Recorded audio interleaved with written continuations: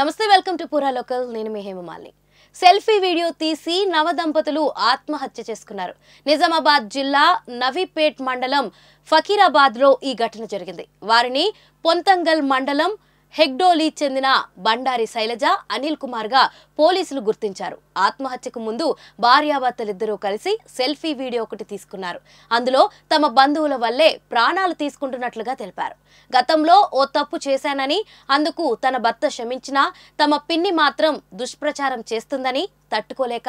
ఆత్మహత్య చేసుకున్నట్లు వీడియోలో వివరించారు వీరిద్దరికీ ఏడాది క్రితం వివాహం జరిగింది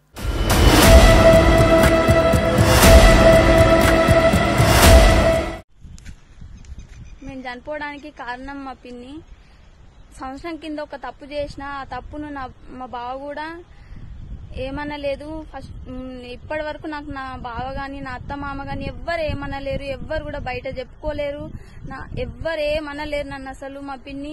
తెలిసినాక ఒక ఇద్దరు ముగ్గురికి చెప్పింది బయట వాళ్ళకు రిలేషన్ లో చెప్పింది మేము చెప్పకని చెప్పినాము అయినా ఇంకా చెప్తూనే ఉంది ఆ మాటలు తట్టుకోలేక మా బావ మందు తాగిండు రీసెంట్ గా 2 వీక్స్ ముందు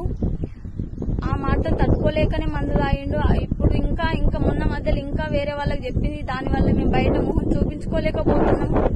చనిపోవాలని నిర్ణయించుకున్నాము మా అత్తయ్యకు మా మామయ్యకు ఎవ్వరు ఏం అడగాల్సిన అవసరం లేదు ముఖ్యంగా మా